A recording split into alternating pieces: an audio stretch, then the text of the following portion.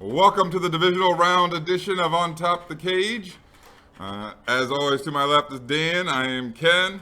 How's it going, my friend? Fantastic. Sun was out here in Northeast Ohio. Haven't seen it in a while. Yeah, the yellow ball is always good. It is always good. So you had a pretty significant birthday in your family. Yeah, my daughter she was 21 on Monday. So she has her new ID and she wanted to go out for margaritas. So we went to Barrio in Kent, which is the first time I've been there, and it was fantastic. Food was really good. Margaritas were good. I think she was a little disappointed they didn't even card her, though. No? No. What kind of establishment is No, that? she ordered a pitcher of margaritas and a shot of tequila, and they didn't even card her. Throwing Barrio under the rug right now. Governor Governor she was DeWine. legal, though. Oh no, Governor DeWine. He's probably looking through the windows right now. Hey, we were there at 6. We made it home by the curfew. You're not a margarita drinker. Come on, you had to switch to beer after a bit, right? Oh, yeah, I had a margarita, and then I was drinking my Bud Lights. Bud Lights, fair enough. Yeah. All right. Welcome back to the National Hockey League. They open up tonight, so welcome back to them. We had done those Columbus Crew updates. My buddy Shane, who hates the Crew updates, he's a big Tampa Bay Lightning Bolt fan. So, Well, tough crap. We're doing a Blue Jacket update, and guess what? They don't play till tomorrow. Dan and I went on a rant. Didn't we knock them out? Tampa Bay, wasn't that? Yeah. Okay. It was just checking. It was the year before last. Yeah. The Bolts Weren't won. they like amazingly undefeated with because I don't follow hockey that much, but they were kicking everybody's butt, and then the Crew knocked them out. Yeah. Not the Crew, the Blue Jackets. Jackets. It was 2 years ago, and they swept them out. In fact, after I think they had established probably the best record in the National Hockey League. Last year was better for Shane. They are the defending Stanley Cup champs, the Tampa Bay Lightning Bolts. So good for him. That's back. That's extra for him to watch. I remember a couple weeks ago we railed on Doug Peterson and. Oh yeah, bye Doug. Yeah, I think it was inevitable. I thought that he had stupid. I thought he'd probably received the go-ahead in regards to that decision from the front office. Apparently not, or apparently the backlash was too much and they went another direction. So I'm happy about that as well. We're starting to get slim on football, slim on things to watch on the weekends and things like that. I watched the Tiger Woods. Well, I don't know if you're allowed to watch both of them. We watched the first part of the Tiger Woods documentary last night. So it's really good. It's got a hook to the second one for sure. They're talking about how great he is in his family life and things like this and how he rises from stardom, as a little kid and threw up. And then when they're going into the intro for the second episode, the hook is this scorned woman. Oh, is it the pancake lady? I don't know. House? She's fairly attractive. She looks a little beat down by life. Sorry, I don't know you at all. But and she comes on and she goes, "What do you want me to say?" And that's the end of the first episode. Nice. So I'm hooked. I'm looking forward to watching the second one. I don't know if it's available or not. My wife kind of makes those decisions or lets me know when I can watch stuff for the most part. So. All right, let's recap last week, which was super awesome. I loved the new format for one thing, and the more the merrier. In my opinion. It was an awesome weekend of football. Let's do one game to the next. I have a lot to talk about last week, and let's do the beer review before we do that. You good with let's that? do that. Let's do that. Yeah, this comes from the Saucy Brew Works. We did one of theirs before during holiday time. It was called Three O's. This one is called What's His Nuts? So apparently I still have the mentality of a 12-year-old because stuff like that makes me giggle. It says it's a vanilla stout with peanut butter and coffee. I like all those things. Oh, it smells good. It is 7.5%. I picked it as well because it has Brown's colors, the brown and the orange. Dan's into his. I haven't opened mine yet. I don't know who the... Wow. You like it? That is good. Tastes like a candy bar. Yeah. Oh, jeez. Yeah. Yeah, that's good. I could have a few of those for sure. I don't know who the... I can't remember. What did the Three Hoes taste like? It was pretty it good. an I mean, IPA? it was in the middle. Yeah, it was in the middle of the Christmas ale, list that we made and things like that. I don't know who the marketing person is behind the curtain, but in my mind, it's probably like some stony dude who listens like Fish or Panic and things like that. Nothing is wrong with like stony dudes or Fish or Panic. I like all those guys, and join the people I've met that like that type of thing. I like them. So That's pretty good. This is a fantastic beer. This is like, he's right. It's like candy. Yeah. All right, we started talking about the recap from last weekend. I loved it. We had 6 games instead of 4. There were a lot of good games. My team didn't end up, on the winning side of things, but that's all right because, it was fun playoff football that meant a lot. How about that? Did you get a chance to the Bear game? The Bear game against New Orleans was on the Nickelodeon channel. Oh hell yeah! I watched the Nickelodeon. As a matter of fact, I turned it on for the pregame just because I got sick of the talking heads garbage.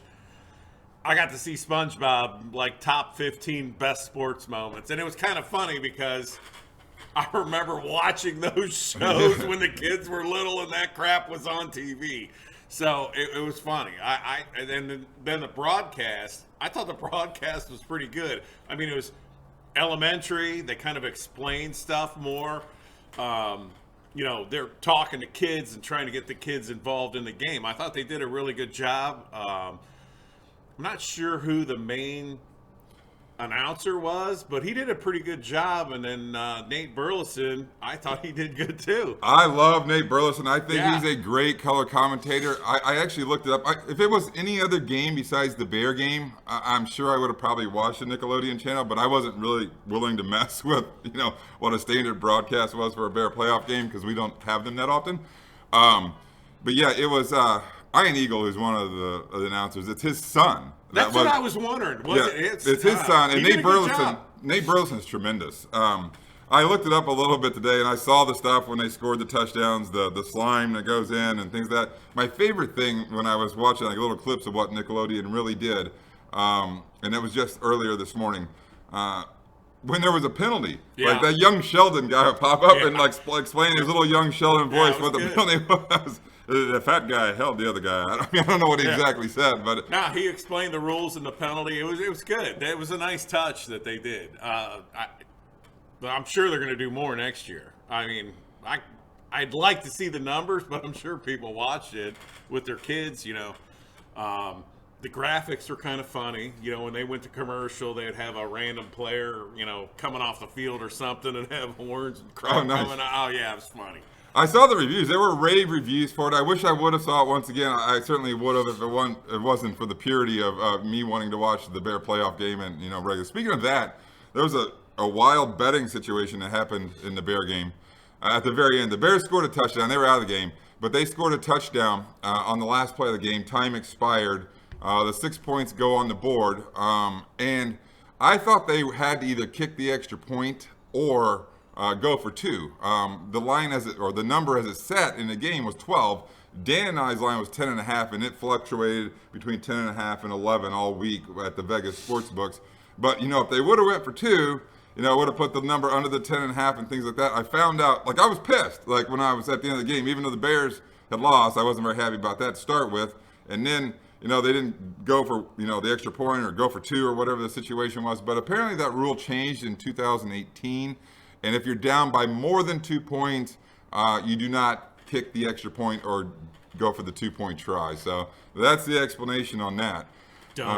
Other crazy stuff that happened wild card weekend. There's a kid that started for the Indianapolis Colts offensive line. His name's Jared, I want to say it's Veldier or something to this effect. He was elevated from the practice squad. He started for the Colts on the offensive line due to injury. The Colts got knocked out, as we know, by the Buffalo Bills. But Jared's not done. Because of the quirky rules and him being elevated from the practice squad, he was eligible to be picked up. The Green Bay Packers picked him up. He's active this week for the Packers. So he's got multiple lives. Awesome for him. That is super cool. So could have taken him on the Browns. Yeah. I'll tell you what, let's talk about the Browns, man. I'm so happy for the long-suffering Browns. My team had lost during the day. I had plenty of drinks, and, that was just an explosion at the beginning of the game. I was in shock. When Pouncey, an all-pro center, frickin' snapped the ball a mile over his 6'8" quarterback's head into the end zone, I was like, what? Yeah, we're like 8 seconds in, the Browns are up 7-0. But it's crazy, and I was excited about it. And in our area, there are a ton of Pittsburgh Steelers fans. Oh my God. I mean, a ton. So many they should freaking move. And as I call myself like a football purist and things like that. I was so happy that the Browns were taking it to the Steelers. Let me back up for a second. It's not really their fault that there's so many Steeler fans because that comes from your father. Like, for instance, my children, they have no relation to the state of Illinois at all. Sucks so bad those people moved over here because we're so damn close. It's your father is what happens. It's your father. You root for whoever your father rooted for. So the people that we're talking to, it's not really their fault. It's their father's fault, and then it's their father's fault. I mean, it goes down like that. Like my two boys. I'm an alcoholic because my dad was an alcoholic. Well, I don't know about that. Give me a break. But they're diehard Chicago Bear football fans like me. They have no, link to the state of Illinois whatsoever. They were born in this area and things like that. But I was texting people. I was excited. Obviously, I was texting you. I was texting Shannon, my buddy Clint, and the Browns fans are so jaded. They're like, whoa, stop! Don't even talk about this. Right now, they still thought they were losing with like 35 minutes that's left always in the game. an option with the Browns. Come on.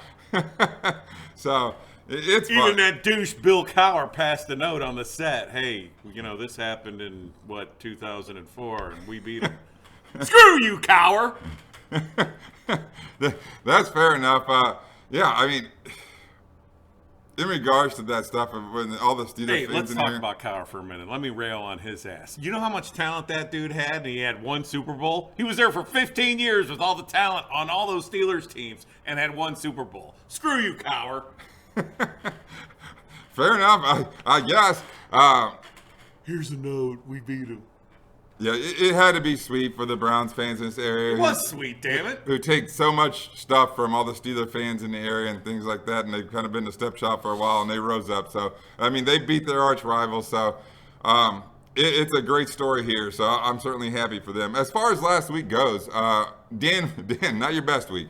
It was my best week because the Browns won. I don't give a shit what that says. Dan got one game right. It was the Cleveland Browns.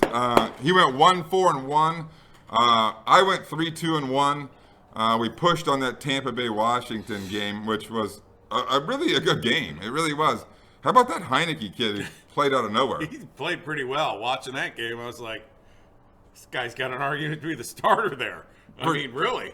For sure. It was the Saturday night game. So, and I had quite a few drinks by then, and they're getting ready to start this game, and I see Heineke throws a couple of passes before he goes out to like the equipment manager, and he like knocks him over with the passes. I mean, I'm like, that kid's got a live arm, and he did. I mean, he played out of his tree. It was fantastic. It was a really good game. They were there to the very end. Obviously, didn't shake in their favor. No, and I was a little disappointed. Chase Claypool, he was there, but I don't hear his name mentioned. Yeah, do you hear what he said too? Your Notre Dame guy? It's okay, we lost. Oh, wait, the Browns are going to get clapped. I said Chase Claypool. No, I'm not going back to that douchebag. Chase Young is who I was talking about. I'm getting the two Chases. Yeah. He was excited as a rookie. He wanted a piece of Tom Brady and things like that. He wouldn't get close. He did. Yeah, he did. He didn't make many splash plays whatsoever in regards to that game. So it was a lot of fun last week. Like I said, I love the new format. Hell, I would add another one and give nobody buys. I put 8 teams on each side if you ask me next year. So they'd have to start the games at 10. Perfect. Nice. I'm cooking breakfast out I'll start anytime. It's a very polarizing time for me. We are down to 8 teams. I mean, we are close to what I refer to as the football funeral, which is the Super Bowl. I can't stand it when football goes off the air. It sucks. I love March Madness. Can't wait for MLS to start. Oh God, when does MLS in March? Start? We should be back on the air with the crew updates. We have the March Madness tournament. I love the March Madness tournament, type of betting extravaganza. Speaking of that, I think we'll be back for that with our bracket picks and things like that for sure. And we'll see if we're back next week. I think we should probably come back next week. I mean, Why not? We'd have what, 4?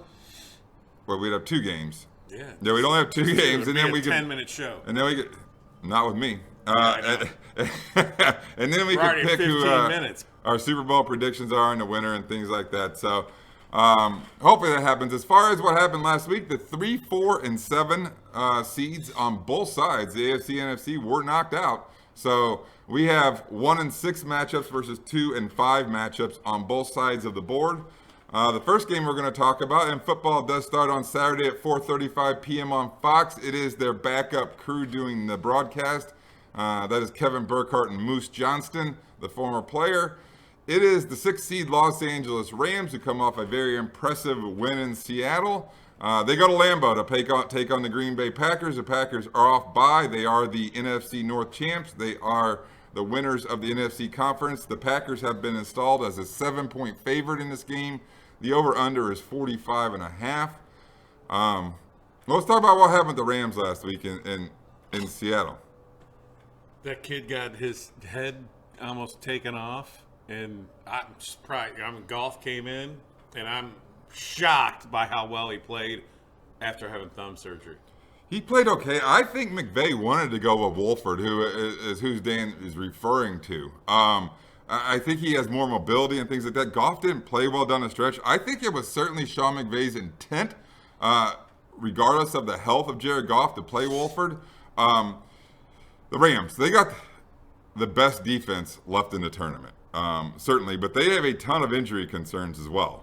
We kind of highlighted one with the quarterback situation, which obviously is a very big piece of the puzzle, and whether or not it's going to be Wolford or Goff. I'm good with either one because, they bring different things to the table. I think the weather's going to play a factor in your sore thumb up there. Cold. I don't know. Yeah, I don't know what the forecast is in Lambeau, but I'm sure it's damn cold. They've been talking about the cold coming down, and it doesn't look like it's coming all the way down here, but it may get to Green Bay. The biggest, the question I think in regards to the injury front on the Rams side is Aaron Donald. Well, yeah. He tore some rib cartilage. He's playing. That guy's a tough guy. He stretched some fat. He's tore playing. Some rib. I do that every damn morning when I get out of bed. What the hell? He's fine.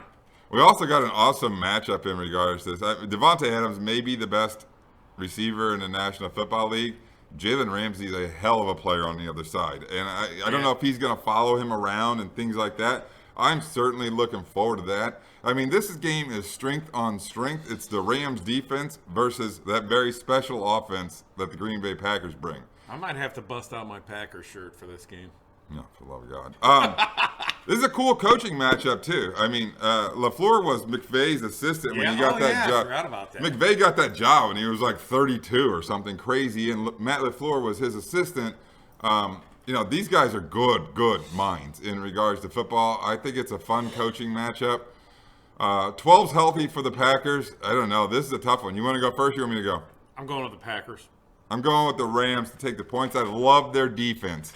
I don't know what the weather's going to be like. Obviously, the Packers are used to playing in this, and Aaron Rodgers is certainly used to playing in this. He's been there, unfortunately, forever, at least in my mind.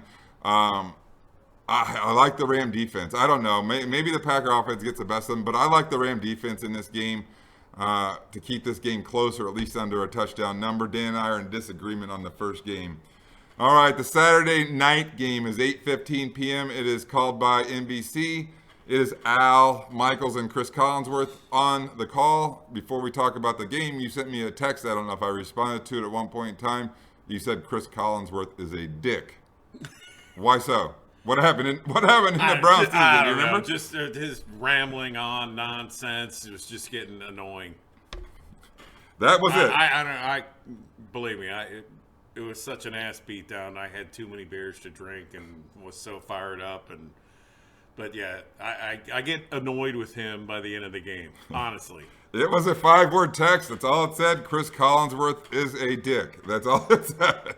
All right. On to the game. The Baltimore Ravens, they are the 5 seed left in the tournament. They go to play the Buffalo Bills. Both of these teams played last week, obviously. The Bills are the 2 seed in the AFC.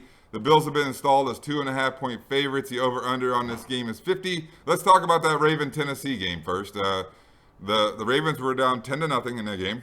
Then they came all the way back, and things like that. All the way is a little bit strong. It was once again Lamar Jackson with those splash plays. Yeah. I think there was a lot of emotion in this game, especially for him, because, he hears the chatter, hadn't won a playoff game, blah, blah, blah, blah, blah, blah. So hopefully he won it, and he gets back to how crappy they've been playing. It's Lamar Jackson's been in the league 2 or 3 years, and that run, that 40 some yard run to the end zone. It's still his speed still like just jumps off the screen, and it still like shocks me a little bit. So obviously it's a big component to their offense. And we've talked that Tennessee's defense has not been that good. Terrible. I mean, it's been terrible. Although they played a good game. I mean, it was a tight game. They did, but that run does not surprise me. I mean, it's hard to contain a guy like him for 60 minutes. Right. But I mean I think that's certainly the game plan for Baltimore is to pound the ball with J.K. Dobbins, Lamar Jackson getting out of the pocket, and certainly controlling probably the clock because they're playing a very, very good offense also in the Buffalo Bills who played last week. By the way, there's snow in the forecast for this game. I know that definitively.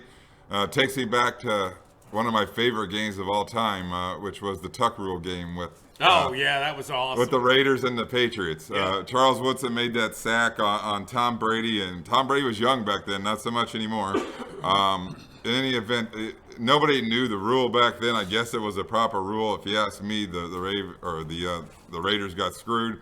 But in any event, that's been a long, long time ago. The Bills, they come off a win against the Colts. I mean, that was a good game. Yeah, they've got a tough draw for being a 2 seed in this tournament on the AFC side of things. I mean, that Colts team, they were gave probably them everything. hoping for the Steelers. I'm sure they were. I'm sure that I would root for the Steelers as opposed to that Ravens team. Yeah. Especially when Lamar Jackson is a threat to go to the house every time. I mean, it's a huge issue on defense. But, I mean, the Colts certainly gave the Baltimore Ravens everything, the Buffalo Bills, everything they could handle in that game. Josh Allen still playing his level this year. I mean, he exercised those demons from kind of that absolute meltdown in Houston last year where they had control of that game. And they were bringing that up on the TV. He started throwing the ball around the place, lateraling balls for no reason. I'll go first in this game. I like the Bills minus the 2.5. I like them. I think they're a better balanced football team as far as it goes with defense and offense. They've been playing at such a special level on offense down the stretch. I like them to continue and like them to find a way to win a very good football game against the Baltimore Ravens. I'm going to pick the Bills as well. The only thing that concerns me, I think the Ravens can take away Diggs, so you're going to have some other people step up on that offense. They do have good DBs with the Ravens or the Ratbirds. Peters, and he's named after a male organ. But you can tell Dan doesn't like the Baltimore Raven Football Club too much. Did you see when the Ravens won the game? Yeah, back on midfield thing with that. That's what I'm saying. They're a bunch of immature assholes. Right. Ratbirds. There was a little bit of history with the Tennessee D-back and John Harbaugh, the head coach of the Ravens, and things like that. But I know at midfield, Vrabel and Harbaugh were talking about that and laughing about it before the game started. So all that has been cleared in the air. It's like WWF. I expect Vrabel to drop the elbow on Harbaugh's face next year. All right. We're both on the Bills minus 2.5? Yep. All right. Fair enough. On to the Sunday football game. Sunday football starts at 3:05 p.m. on CBS. That will be. Yeah, I wish it was on Nickelodeon. Yeah, it'll be Nance and Romo on the call. Great. It is the Cleveland Football Club. The Browns Romo, is the diarrhea Browns. of the mouth. It is the Browns is the Browns. They are the Browns, man. Juju Schuster called them. I saw the players running out the field, mimicking him a little bit, doing his little dance and things like that. They see the bulletin board. I mean, obviously they ambushed, the Steelers in Pittsburgh, but they get their chance. They get to play the defending Super Bowl champs. They get to go to Kansas City and play the Chiefs, who are off by, obviously, as the 1 seed of the AFC. The line is huge. It's the Chiefs minus 10. The over-under is fairly high as well at 57. What more can you ask for to have a chance to go play the defending champs? Nobody thought we would beat the Steelers. So, here we go. I mean, the Raiders beat them. Should have beat them twice. Come on. I agree. How about this thing? 6, Mayfield is the youngest quarterback left in the AFC field. How about that? That's how young he is. He's the oldest. Or the oldest. He's the oldest. He's the oldest, yes. I said the opposite. I'm sorry. I saw that today. He's the oldest, and he's still young. Yeah. I mean, you're talking about who's left there. You got Josh Allen. You got Mahomes. Ratbird quarterback. Yeah, Lamar Jackson. So, yeah, a lot of young quarterbacks. It's the opposite way on the NFC, for the most part. You're talking about Drew Brees. You're talking about Tom Brady. You're talking about Aaron Rodgers. So, very different in regards to that. But, you mentioned it earlier, the Browns, they have to be playing loose football here. If you ask me, they're in the house money territory, and their mentality has got to be, why not us? Yeah, why not? I completely agree with that. I'm super happy for, I think they're probably going to celebrate twice that win because I think Stefanski and Batonio are allowed back in the building tomorrow. I think it's Thursday. Yeah, for sure Stefanski. I have not heard about Batonio, but we got Denzel Ward is back, and Kevin Johnson, the other defensive back. I think that's so correct. That helps. We're a little banged up. Some guys are hurt. PJ Goodson was hurt. Joel Batonio is supposed to come back tomorrow, so that's awesome for him. So I guarantee you, somebody from the Browns they have that ball, the game ball or whatever, and they're going to give it to Joel Batonio because he gets to play in his first playoff game now. We talked about him being the longest tenured Brown. And going through that 1-15 and 0-16, I'm assuming it's going to be a raucous atmosphere in Berea tomorrow when Stefanski is back with his players. Batonio's there. I just feel like they're going to play really loose. How about the story of Stefanski? First of all, Kevin Stefanski, you need a bigger television. You were watching a 60-inch television at home in your basement, right? We have bigger TVs than that in our house. He needs a bigger TV. He makes way more money than I do, I guarantee that. But the funny part is, he was down there by himself. He's like, leave me alone. All his family and everybody else is upstairs and things like that. But apparently he was behind in the game, and he's downstairs. All of a sudden, all hell breaks loose in his house. He's like 15 seconds behind or whatever. But meanwhile, what had happened is Pouncey had snapped the ball over Ben's head. The Browns scored a touchdown right out of the gate. I'm sure he's like, what the hell happened? It must be good for the most part. So I think that's a super fun story. Talking a ton about the Browns and playing loose and things like that and house money territory. They do go good play the Kansas City Chiefs. We know all about them, but what's the situation with them? They haven't played their players in 3 weeks. They rested their players in week 17. Obviously, they were on bye, so it's 3 full weeks until Mahomes and that whole cast of awesome football player characters are going to take the field. Are they going to be rusty? Can they flip the switch? Hamstring injury, hopefully. Here's the thing with the Kansas City Chiefs, and we're all believers in that offense and things like that, but the last time that they won a game by double figures was week 8 against the New York Jets. They did not cover games down the stretch of the season. They kind of played to the level of their competition. The Chiefs are -10 in this game. It's your team. The Browns is the Browns. Who we on? I'm taking the Browns. So am I. I like the points of this game just because I think they're going to play so loose. Yeah. I think they're going to have that why not us mentality. Obviously, the recipe, once again, we talked about it earlier with the Ravens, it's pound the ball. It's run the ball. It's, controlled offense, short passes, keep the clock running, keep that Kansas City offense off the field because they're a proven commodity. All over the damn field.